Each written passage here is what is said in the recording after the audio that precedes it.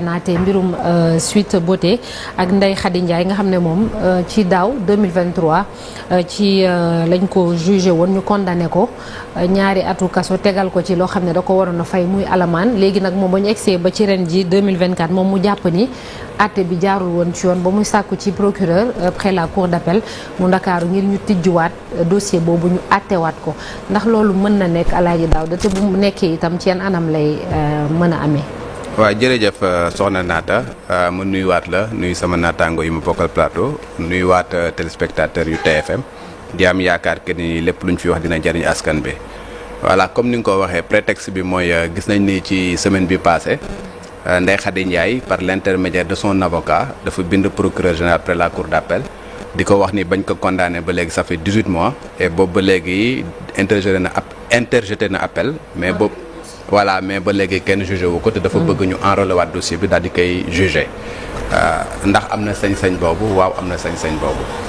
parce que tey ñun ñëpp ay justiciable lañ ki nga xamante ne moom mooy Adji Sarr ñu jàpp ni moom moo nekkoon victime bi dans le cadre de cette affaire là sañ-sañam la jëloon mettre ko en avant moo di jàpp na ni tooñ nañ ko saisir na la justice daal di def li nga xamante ne moom la war def enquête préliminaire ñu def instruction ñu def dem jugement bi ñu demee jugement ñu jox ko dëgg daal di condamné kii nga xamante ne mooy Ndeye Khady Ndiaye condamné Ousmane Sonko bi nga xamante également mi ngi woon ci dossier boobu léegi nag justice moom moo ko wax ci article 319 que ni bu code de procédure pénale que ni képp ku nga xamante ne dañ la jugé chambre criminelle su fekkee ni d'accord loo am nga possibilité nga def appel article 319 moom moo wax loolu sañ-sañam la mu def ko article 324 wax li appel boobu yaa ngi koy def diirub 15 jours après boo nga xamante ne jugé nañ la ba condamné la loolu également mu def ko ci délai boobu ça veut dire que dëppoo na ak yoon léegi nag li ci war a des moom mooy lan comme def na ko ni ko yoon waxee elle est en droit d'attendre à ce que moom tamit en tant que justiciable ñu rendre ko justice maanaam d'accord mu ci jugement bi dama bëgg ñu juger waat ma et bu boobaa ma ñëwaat peut-être indi samay argument et justice daal di décider la nga xamante ne moom lay décider te ni nga ko waxee nan la war a dérouler woo comme ni nga ko posé question loolu article 320 moom moo ko wax bu code de procédure pénale daf ne bu ñu demee ba nga xamante ne war nañ koo juger waat au niveau de la cour d'appel jugement bi dafa war a dérouler wu comme exactement na nga xamante ne jugement première instance bi noonu la war a dérouler woo donc dañuy dérouler dans les mêmes conditions que bëri nu mu déroulé maanaam ñi nga xamante ne ñoom ñooy les parties ñi nga xamante ne ñoom ñoo teewoon ci jugement bu njëkk ba dañoo war a teew juge bi également daal di déglu ñëpp ñi nga xamante ne ñoom ñoo fa nekk déglu argument yi xool élément de preuve yu nga xamante moom la ñuy indi sur la base de cela mu apprécier parce que l'article 414 quand même du code de procédure pénale daf ne juge bi mënul fonder sa conviction que sur les preuves yi nga xamante ne dañ koo rapporter devant moom discuter ko devant moom ci loolu lay fonder sa conviction maintenant la difficulté majeure moo di def jugement dans les mêmes conditions que ni nañ ko defoon première instance ça va être très difficile ci contexte bi ñu nekk li ko waral mooy lan Adji Sarr bi nga xamante mooy Ndeye Jumbile ji nekkatul Sénégal voilà mi ngi extérieur te moom sa présence disons c'est obligatoire si texte yi c'est pas sa présence n'est pas obligatoire mais cas yu mel ni quand même sa présence dafa nekk lu nga xamante ne jàpp nañ ni teewaayam pour la manifestation de la vérité il faut que mu mën a am sinon ci lan ngay basé wu da ngay basé wu ci procès-verbaux d'enquête préliminaire li ngay basé wu moom mooy instruction bi nga xamante ne PV d'instruction bi nga xamante ne juge d'instruction bi def na ko li ngay basé wu mooy ordonnance de renvoi bi nga xamante ne juge d'instruction bi def na ko li ngay basé wu peut-être moom mooy témoignage yi nga xam ne defoon nañ ko en première instance pour que nga mën a basé wu ci loolu pour jël jugement mais su fekkee ni loolu la également ça va être très compliqué parce que Adji Sarr quand même c'est la pièce maîtresse c'est la personne centrale ci dossier boobu pour que véritablement ñu mën a am li ñuy woowee manifestation de la vérité le juge mën cee sukkandiku pour mën a véritablement condamner wala innocenté. loi d'amnistie dafay am ci diggante bi xanaa moom effacé wul jëfi Sweet Beauté boobu. non loi d'amnistie effacé wul loolu parce que loi d'amnistie bi boo gisee niñ ko tëggee dañ ne lépp lu nga xamante ne manifestation la wala lépp lu nga xamante ne nit ki da koo wax. ci xarala yu bees yi muy moyen de communication yi fi am xam nga te mu am motivation politique noonu lañ ko tëggee donc li ngay jàppe mooy que ne point de départ mooy manifestation yi la affaire Sweet Beauté c'est avant manifestation c'est vrai que moom moo sooke manifestation yi mais avant manifestation yi la alors que la loi d'amnistie concerne les manifestations yi nga xam moom moo découlé wu de cette affaire là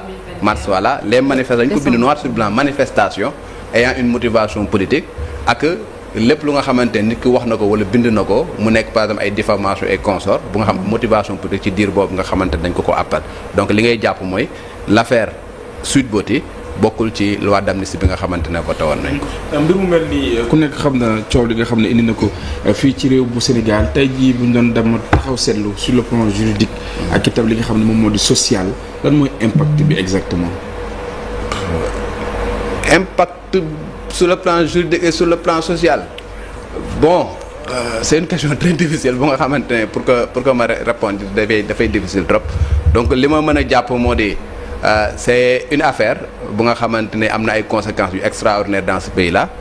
une affaire bu nga xamante ne tey jii manifestation yu ci découlé yëpp ñun ñëpp xam nañ ko yàqu-yàqu yi nga xamante am na ko ci dëkk bi ñun ñëpp témoigné nañ ko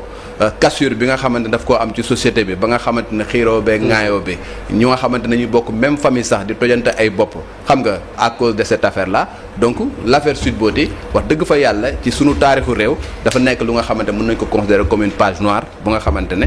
war nañ ko mën a fermer définitivement dépassé ko nekk ci yeneen yu nga xamante ne moom mooy gën a jëmal réew mi kanam. wax nga Adji Sarr présence am mais keneen ki moom mooy Ousmane Sonko diggante bi quand même kilifa la fi ndax nekk na fi premier ministre. moom boo boobaa teewaayam day obligatoire wala. non parce que bu fekkee ni au niveau de la cour d'appel Ousmane Sonko n'est pas concerné donc buy ñëw tamit dafay ñëw comme témoin lay doon parce que Ousmane Sonko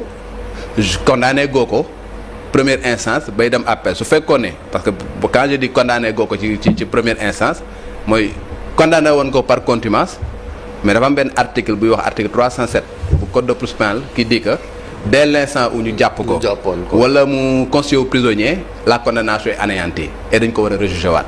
donc jàppoon nañ ko bañ ko jàppee da ngay jàpp ni actuellement condamnation bi nga xam moo daloon ci Ousmane Sonko ça n'existe plus donc da nga ko war a rejuger waat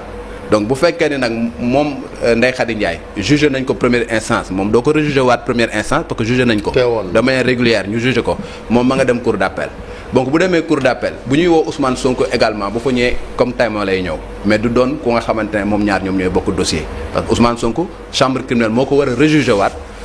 si on se base sur l'article 307 donc présence am mën na bañ a obligatoire bu fekkee ne juge bi estimé wul que ne moom teewaayam dafay nekk lu nga xam ne dafay participer à la manifestation de la vérité. est-ce que procureur près cour d'appel bi ndax moom il est obligé ubbiwaat affaire bi wala ça dépend d'éléments nouveaux wala lan. waaw non. sañ-sañu Ndeye Khady Ndiaye la pour que mu def appel te bu defee appel également ci yoon dañoo war a juger waat affaire boobu parce que moom quand même voilà mais le truc mooy l'enrôlement des dossiers. enrôlement des dossiers moom yoonam newu ci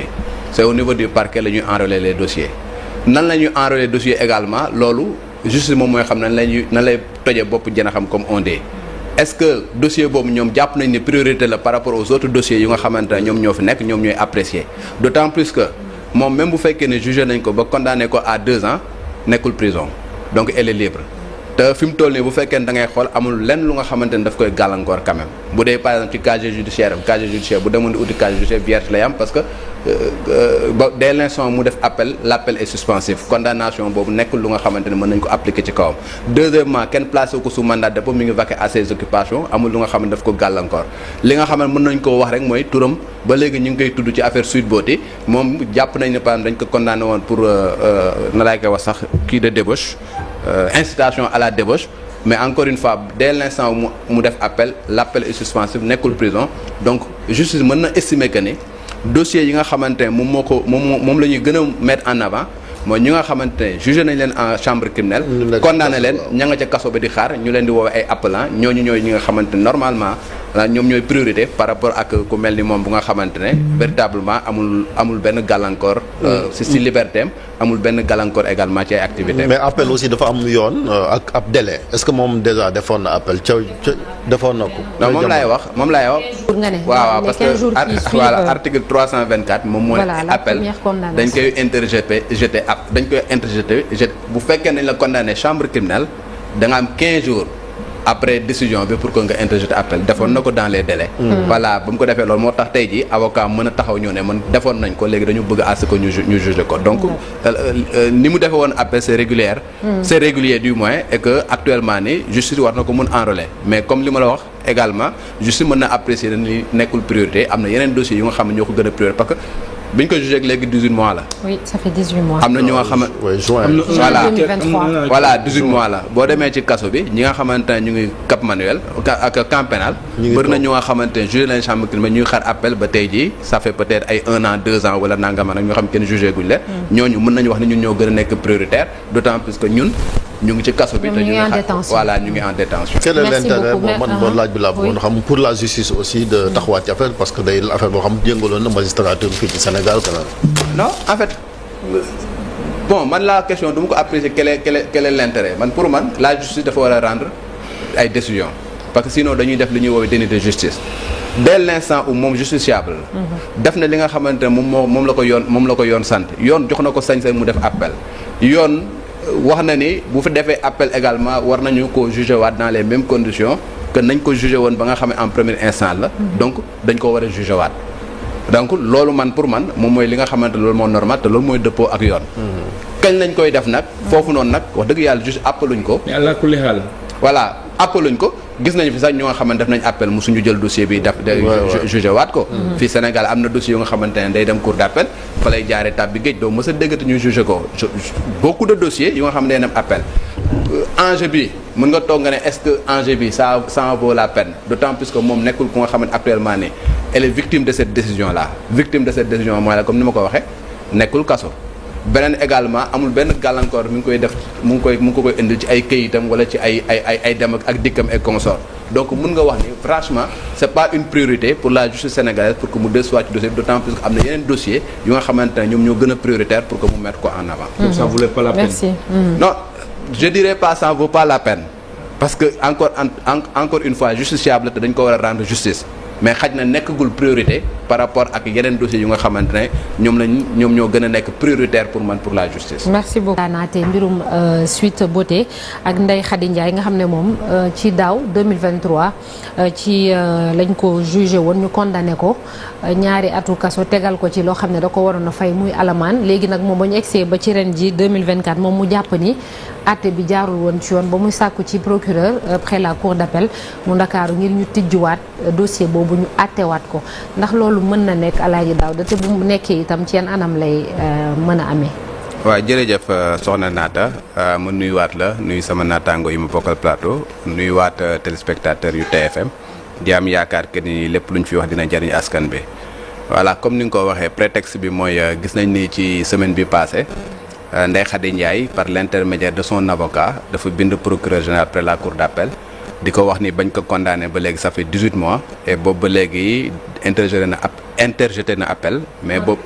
voilà mais ba léegi kenn jugé wu ko te dafa bëgg ñu enrôler waat dossier bi daal di koy jugé ndax am na sañ-sañ boobu waaw am na sañ-sañ boobu parce que tey ñun ñëpp ay justiciable lañ ki nga xamante ne moom mooy Adji Sarr ñu jàpp ni moom moo nekkoon victime bi dans le cadre de cette affaire là sañ-sañam la jëloon mettre ko en avant moo di jàpp na ni tooñ nañ ko saisir na la justice daal di def li nga xamante ne moom la war def enquête préliminaire ñu def instruction ñu def dem jugement bi ñu demee jugement ñu jox ko dëgg daal di condamné kii nga xamante ne mooy Ndeye Khady Ndiaye condamné Ousmane Sonko bi nga xamante également mi ngi woon ci dossier boobu léegi nag justice moom moo ko wax ci article 319 que ni bu code de procédure pénale que ni képp ku nga xamante ne dañ la juger chambre criminelle su fekkee ni d'accorduloo am nga possibilité nga def appel article 319 moom moo wax loolu sañ-sañam la mu def ko article 324 wax li appel boobu yaa ngi koy def diirub 15 jours après boo nga xamante ne jugé nañ la ba condamné la loolu également mu def ko ci délai boobu ça veut dire que dëppoo na ak yoon léegi nag li ci war a des moom mooy lan comme def na ko ni ko yoon waxee elle est en droit d'attendre à ce que moom tamit en tant que justiciable ñu rendre ko justice maanaam d'accord mu ci jugement bi dama bëgg ñu juger waat ma et bu boobaa ma ñëwaat peut-être indi samay argument et justice daal di décider la nga xamante ne moom lay décider te ni nga ko waxee nan la war a dérouler woo comme ni nga ko posé question loolu article 320 moom moo ko wax bu code de procédure pénale daf ne bu ñu demee ba nga xamante war nañ koo juger waat au niveau de la cour d'appel jugement bi dafa war a déroulé wu comme exactement na nga xamante ne jugement première instance bi noonu la war a déroulé woo donc dañuy déroulé dans les mêmes conditions que bëri nu mu déroulé woo maanaam ñi nga xamante ne ñoom ñooy les parties ñi nga xamante ne ñoom ñoo teewoon ci jugement bu njëkk ba dañoo war a teew juge bi également daal di déglu ñëpp ñi nga xamante ne ñoom ñoo fa nekk déglu argument yi xool élément de preuve yu nga xamante moom la ñuy indi sur la base de cela mu apprécier parce que l'article 414 quand même du code de procédure pénale daf ne juge bi mënul fonder sa conviction que sur les preuves yi nga xamante ne dañ koo rapporter devant moom discuter ko devant moom ci loolu lay fonder sa conviction maintenant la difficulté majeure moo di def jugement dans les mêmes conditions que ni nañ ko defoon première instance ça va être très difficile ci contexte bi ñu nekk li ko waral mooy lan Adji Sarr bi nga xamante mooy ndey ju mbili ji nekkatul Sénégal voilà mi ngi extérieur te moom sa présence disons c'est obligatoire ci texte yi c'est pas sa présence n'est pas obligatoire mais cas yu mel nii quand même sa présence dafa nekk lu nga xamante ne jàpp nañ ni teewaayam pour la manifestation de la vérité il faut que mu mën a am sinon ci lan ngay basé wu da ngay basé wu ci procès-verbaux d'enquête préliminaire li ngay basé wu moom mooy instruction bi nga xamante ne PV d'instruction bi nga xamante ne juge d'instruction bi def na ko li ngay basé wu mooy ordonnance de renvoi bi nga xamante ne juge d'instruction bi def na ko li ngay basé wu peut-être moom mooy témoignage yi nga xam ne defoon nañ ko en première instance pour que nga mën a basé wu ci loolu pour jël jugement mais su fekkee ni loolu la également ça va être très compliqué parce que Adji Sarr quand même c'est la pièce maîtresse c'est la personne centrale ci dossier boobu pour que véritablement ñu mën a am li ñuy woowee manifestation de la vérité le juge mën cee sukkandiku pour mën a véritablement condamner wala innocenté. loi d'amnistie dafay am ci diggante bi xanaa moom effacé wut jëfi Sweet Beauté boobu. non loi d'amnistie effacé wul loolu parce que loi d'amnistie bi boo gisee niñ ko tëggee dañ ne lépp lu nga xamante ne manifestation la wala lépp lu nga xamante ne nit ki da koo wax. ci xarala yu bees yi muy moyen de communication yi fi am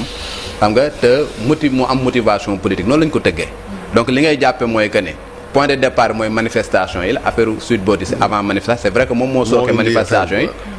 manifestation yi mais avant manifestation yi la alors que la loi d'amnistie concerne les manifestations yi nga xam moom moo découlé wu de cette affaire là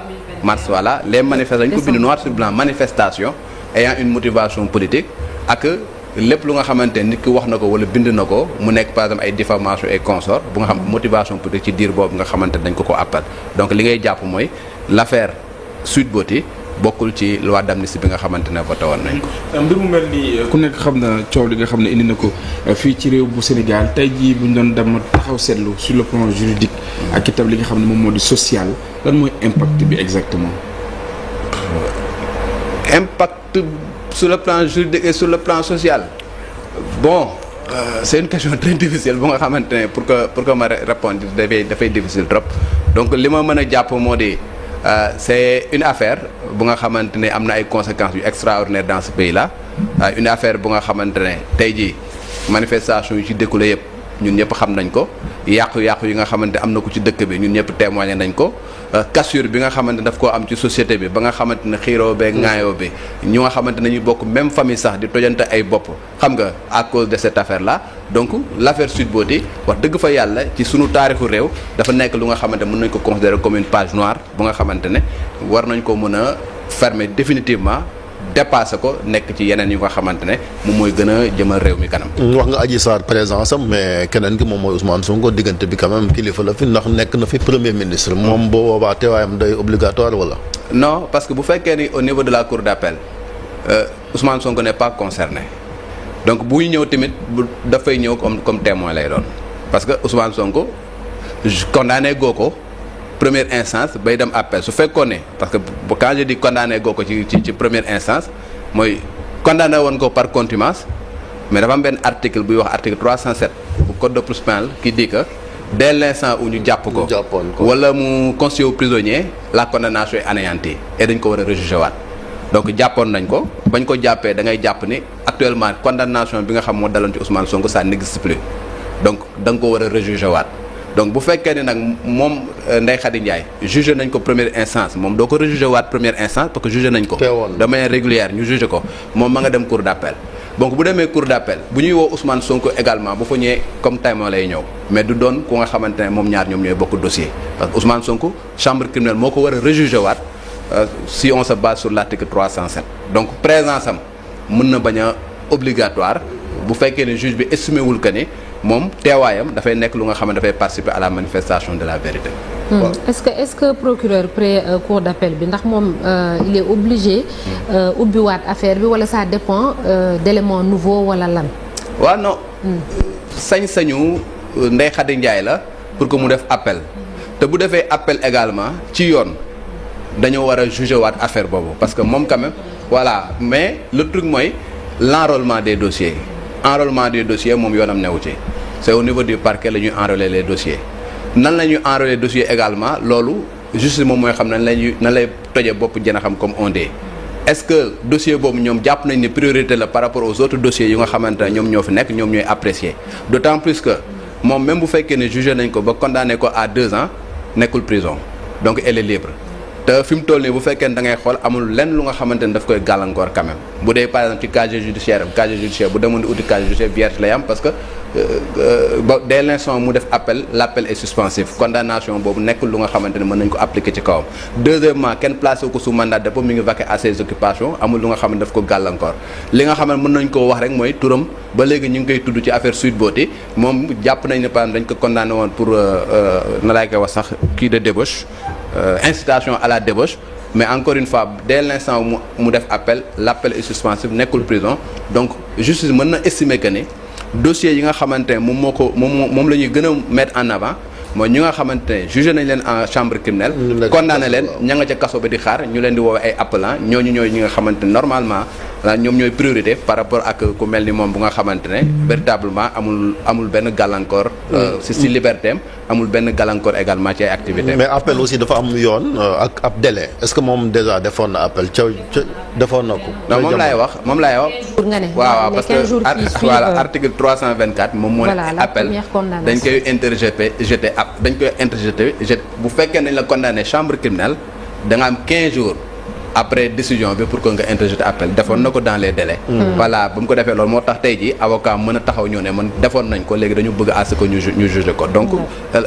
ni mu defee woon appel c'est régulier. c'est régulier du moins et que actuellement ni justice war na ko mën enrôler mais comme li ma la wax également justice mën na apprécier ni nekkul priorité am na yeneen dossiers yu nga xam ne ñoo ko gën a priorité parce que bi ñu ko jugé léegi 18 mois la. oui ça fait 18 mois. am na ñu nga xam ne voilà 18 mois la boo demee ci kaso bi ñi nga xamante ne ñu ngi Cap Manuel ak camp pénal bëri na ñu nga xamante ne jugé leen chambre criminelle ñuy xaar appel ba tey jii ça fait peut-être ay 1 an 2 ans wala nangama nag ñoo xam kenn jugé guñ leen. ñooñu mën nañu wax ne ñun ñoo gën a nekk prioritaire d'autant plus que ñun ñu ngi ci kaso bi te ñu ngi en détention voilà ñu ngi en détention. quel est l'intérêt man loolu laaj bi laa bëggoon xam pour la justice aussi de taxawaat ci affaire parce que day affaire boo xam jéngaloon na magistrature fii ci Sénégal quand même. non en fait bon man la question du ma ko apprécier quel est l'intérêt man pour man la justice dafa war a rendre ay décisions parce que sinon dañuy def li ñuy woowee déni de justice dès l'instant où moom justiciable la. def na li nga xamante ne moom la ko yoon sant yoon jox na ko sañ-sañ mu def appel yoon. wax na ni bu fi defee appel également war nañu ko juger waat dans les mêmes conditions que nañ ko juger woon ba nga xam ne en premier instant la donc dañ ko war a juger waat donc loolu man pour man moom mooy li nga xamante loolu moo normal te loolu mooy dëppoo ak yoon kañ lañ koy def nag foofu noonu nag wax dëgg yàlla juste appeluñ ko mais àla kulli xaal voilà appeluñ ko gis nañu fi sax ñoo nga xamante def nañ appel mu suñu jël dossier bi daf jugé waat ko fii Sénégal am na dossier yu nga xamante ne day dem cour d'appel fa lay jaaree tab bi géej doo mës a déggati ñu jugé ko beaucoup de dossiers yu nga xam ne day dem appel enjeu bi mën nga toog nga ne est-ce que enjeu bi ça vaut la peine d'autant plus que moom nekkul ku nga xamante actuellement ni elle est victime de cette décision là victime de cette décision mooy la comme ni ma ko waxee nekkul kaso beneen également amul benn gàllankoor mi ngi koy def mu ngi ko koy indil ci ay këyitam wala ci ay dem ak dikkam et consort donc mën nga wax ni franchement c'est pas une priorité pour la justice sénégalaise pour que mu dellusiwaat ci dossier bi d'autant plus que am na yeneen dossier yu nga xamante ne ñoom ñoo gën a prioritaire pour que mu mettre ko en avant. donc ça vaut pas la peine. Merci. Non je dirais pas ça vaut pas la peine parce que encore une fois justiciable te dañ ko war a rendre justice. mais xaj na nekkagul priorité par rapport ak yeneen dossiers yu nga xamante ne ñoom ñoo gën a nekk prioritaire pour man pour la justice. Merci beaucoup.